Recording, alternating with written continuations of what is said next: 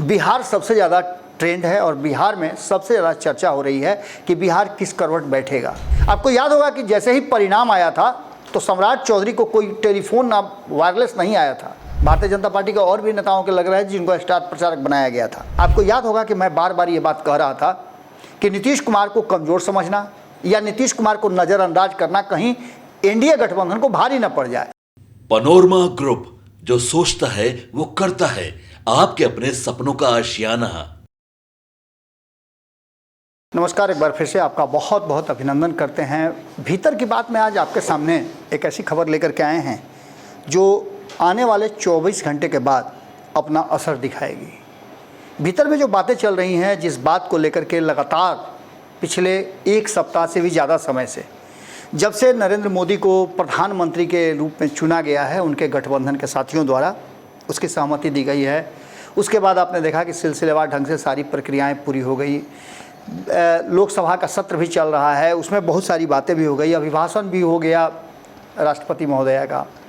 इसके बाद उस पर अब बहस भी चल रही है। सब कुछ अपने जगह से चल रहा है, निर्बाध गति से सब कुछ चल रहा है और ऐसा लग रहा है कि सहयोगी दल अपने गठबंधन के साथी के साथ और गठबंधन के साथ बड़ी मजबूती से हैं। लेकिन इसके साथ साथ और कई बातें आपके सामने आ रही हैं। इनमें बिहार सबसे ज़्यादा ट्रेंड है और बिहार में सबसे ज़्यादा चर्चा हो रही है कि बिहार किस करवट बैठेगा।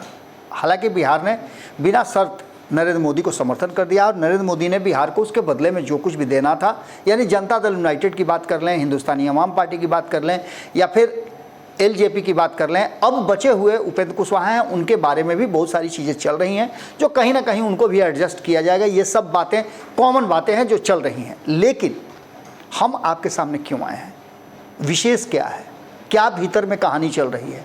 तो देखिए, भीतर में कहानी जो चल रही है उसकी चर्चा हम पहले से भी करते आ रहे हैं। लेकिन इन सब के बावजूद एक बात बहुत ही महत्वपूर्ण है जो कहना बहुत ज़रूरी है। 12 घंटे में ये सरकार बदल सकती थी। 12 घंटे में नीतीश कुमार कोई बड़ा फैसला ले सकते थे और आने वाले 24 घंटे के बाद इसका निर्णय भी हो सकता था। लेकिन सम्राट चौधरी ने सरकार को बचा लिया। अब ये बात आप कैसे समझिएगा, तो इसको समझाने के लिए मुझे कई तर्क देने पड़ेंगे। भारतीय जनता पार्टी के जो नेता हैं, जो सांसद बने हैं और जो सांसद नहीं बन पाए हैं, उन 5 लोगों को भी रख लीजिए एक जगह, और वैसे लोगों को भी एक जगह रख लीजिए जिनके टिकट कटे हों, या वैसे लोगों को भी रख लीजिए जिन लोगों को ये उम्मीद थी कि इस बार उनको टिकट मिलेगा, पुराने लोगों का टिकट काट करके उनको दिया जाएगा। ये एक बड़ी लॉबी है और अलग अलग इच्छा रखने वाले लोग अलग अलग खेमे में हैं। इस बात को लेकर के अब भारतीय जनता पार्टी के भीतर काफ़ी मंथन का दौर चल रहा है और इस मंथन में जो लोग नीतीश कुमार से प्रेम करते हैं या जो नीतीश कुमार को प्रेम नहीं करते हैं, ऐसे 2 खेमे हैं। लेकिन उसका बहुत ज़्यादा असर नहीं होना है बनिस्बत जो नीतीश कुमार के साथ हैं और नीतीश कुमार को लेकर के ये कहते हो कि नीतीश कुमार का वैल्यू ही नहीं है, नीतीश कुमार क्या कर लेंगे। जबकि दूसरा खेमा ये कह रहा है कि नीतीश कुमार नहीं होते तो भारतीय जनता पार्टी की हालत और खास्ता होती। तो इसके बीच की कड़ी क्या है और कैसे हम कह रहे हैं कि सम्राट चौधरी ने बचा लिया सरकार को।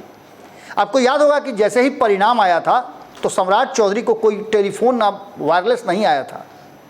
सम्राट चौधरी ये बात समझ चुके थे, चूँकि राजनीतिक रूप से जिस तरह से उन्होंने ज़मीन को नापा है, 2 लोगों को ज़मीन नापते आपने खूब देखा होगा, जिसमें कई हिडन लोग भी थे जो ज़मीन की नापी कर रहे थे और नज़र भी आ रहे थे। अगर आप एक जगह ये कहते हो कि तेजस्वी यादव ने ज़मीन नापी, 200 से अधिक सभाएं कर ली, 250 के आसपास, तो वहीं बाकी के लोगों ने भी सभाएं की है। विजय कुमार सिन्हा के बारे में कहा जाता है कि उन्होंने भी लगभग उसी अनुपात में सभाएं की है। तो सम्राट चौधरी की बात करें, चिराग पासवान की बात करें, तो इन्होंने भी कम श्रम नहीं किया है। आप जिस जगह भी देख लीजिए वहाँ ये दोनों नज़र आ रहे थे। मैंने खुद देखा कि एक एक दिन में दोनों तीनों के कार्यक्रम अलग अलग जगह लग रहे थे। भारतीय जनता पार्टी के और भी नेताओं के लग रहे हैं जिनको स्टार प्रचारक बनाया गया था। लेकिन इन सब के बावजूद सबसे पहले अगर किसी ने ऑब्जर्व किया तो वो सम्राट चौधरी ने ऑब्जर्व किया कि इस चुनाव में हुआ क्या है और नीतीश कुमार की भूमिका क्या है। आपको याद होगा कि मैं बार बार ये बात कह रहा था कि नीतीश कुमार को कमज़ोर समझना या नीतीश कुमार को नज़रअंदाज करना कहीं एनडीए गठबंधन को भारी न पड़ जाए। और ये बात शायद सम्राट चौधरी समझ चुके थे। इस बात की अहमियत चिराग पासवान भी समझ गए थे और जीतन राम मांझी भी समझ गए थे। समझ तो उपेंद्र कुशवाहा भी गए थे, लेकिन उपेंद्र कुशवाहा एक अलग कॉकस में फंस गए थे। लेकिन बाकी के लोगों ने जो समझा उसमें आपने देखा होगा कि चिराग पासवान कई बार इस बीच में नीतीश कुमार से मिले और उनका अभिवादन किया, उन्हें अपना गार्जियन बताया, अपना मुख्यमंत्री बताया। उन्होंने कई बार या बार बार कह लीजिए, मेरे मुख्यमंत्री कहते हैं, मेरे प्रधानमंत्री कहते हैं, ये अलग साउंड करता है। तो निश्चित रूप से नीतीश कुमार की महत्ता को वो समझ गए थे। जिन जिन लोगों ने ये समझा कि नीतीश कुमार हमारे गठबंधन का हिस्सा है और नीतीश कुमार के पास जो कांस्टेंट, ये हम बार बार बता रहे हैं, राजनीति करने वाले और नई राजनीति के जो पौध हैं, जो लोग राजनीति में प्रवेश कर रहे हैं, उन लोगों के दिमाग में ये बात आनी चाहिए कि नीतीश कुमार एक ऐसे शख्स हैं, सबके वोट घटे बढ़े हैं, लेकिन नीतीश कुमार 16% से कम नहीं आए हैं। 15-16% वोट उनका हमेशा रहा है, कांस्टेंट रहा है। अब इससे बढ़ गए हैं, इससे घटे नहीं हैं। दैट मीन्स कि नीतीश कुमार का ये वोट बैंक किसी भी परिस्थिति में उनसे अलग नहीं होता है। और ये महत्ता सम्राट चौधरी समझ गए थे, ये महत्ता चिराग पासवान समझ गए थे, लेकिन कई लोगों ने इस महत्व को नहीं समझा। कई लोगों को ऐसा लगता है कि नीतीश कुमार के कारण उन्हें घाटा हुआ है। ऐसे लोग इस बार तो खेल भंडोल करने में लगे हुए थे ही, जिसका कारण आपने देखा होगा कि 5 सीट हार गई। ऐसे कई लोग हैं जिन लोगों ने चाहते तो वो प्रयास कर सकते थे, चाहते तो वो भारतीय जनता पार्टी के लिए, एनडीए के लिए मेहनत कर सकते थे, लेकिन अंततः उन्होंने किसी भी तरह का कोई भी योगदान नहीं दिया, बल्कि और उल्टे बयानात देते रहे। इसका असर देखने को मिला। अब जबकि सम्राट चौधरी के माथे पर यह भार आया, सम्राट चौधरी को लेकर के कई तरह की बातें कही जा रही है, जिसको आपने देखा होगा संपादक नमन मिश्रा जी ने पंचनामा में इस बात को बड़ी बारीकी से रखा है कि कुशवाहा समाज का वोट अगर नहीं पड़ा तो फिर 8-8, 7-7 कुशवाहा जो खड़े थे विरोधी दल में, विरोधी गठबंधन में, इंडिया गठबंधन में, उनको जीत जाना चाहिए था। लेकिन अधिक तो जीत करके आए हैं, कम खड़ा हुए लेकिन अधिक जीत करके आए हैं।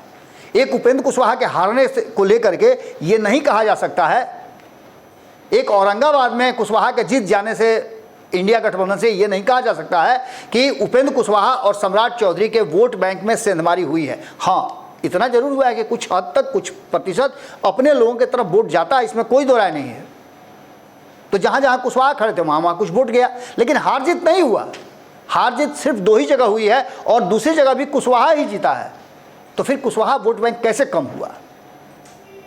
इस बात को लेकर के सम्राट चौधरी पर जो अंकुश लगा रहे हैं, जो उंगली उठा रहे हैं, वो सरासर गलत कर रहे हैं। क्योंकि सम्राट चौधरी ने बिहार में जैसे ही परिणाम आया, सबसे पहला वर्ड अगर कुछ बोला तो वो बोला था कि हम आगे 2025 का चुनाव नीतीश जी के नेतृत्व में ही लड़ेंगे।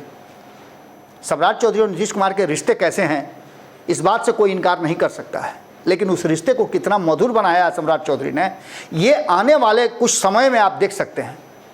फरवरी में जब नीतीश कुमार वापसी किए एनडीए में, उसके बाद से सम्राट चौधरी ने नीतीश कुमार के इशारे पर और नीतीश कुमार के पीछे पीछे चलना स्वीकार कर लिया, और ये देखने को भी मिल रहा है।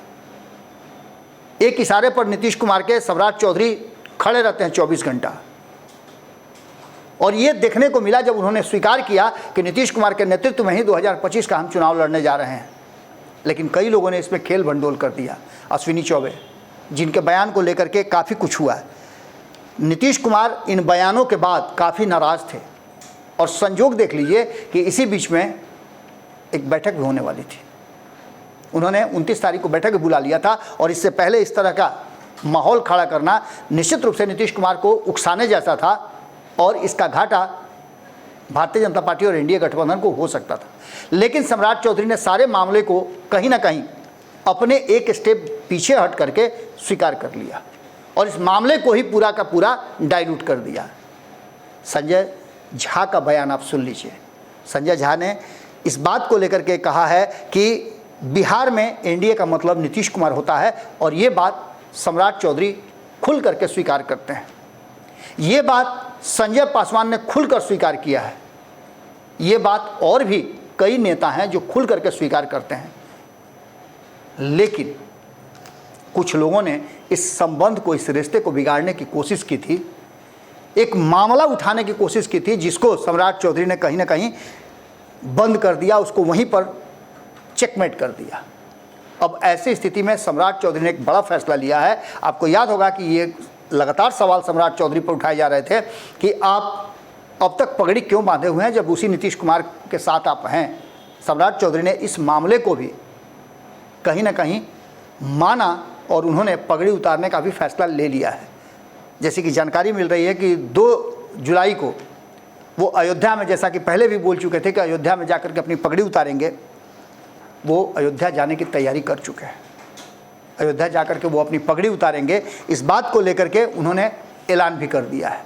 इसका सीधा मतलब है कि जो नीतीश कुमार के भीतर लेकिन किंतु परंतु वाला भाव जो थोड़ा सा भी अगर कहीं रहा होगा तो उसे समाप्त करने में सम्राट चौधरी ने एक बड़ी भूमिका निभाई है। और सम्राट चौधरी ने जिस तरह से राजनीतिक रूप से एक फैसला लिया है कि नीतीश कुमार के पीछे पीछे चलना है, उनके अगुवाई में ही चलना है, ये उनका सबसे बड़ा फैसला है जो भारतीय जनता पार्टी को आने वाले समय में फ़ायदा पहुंचा सकता है।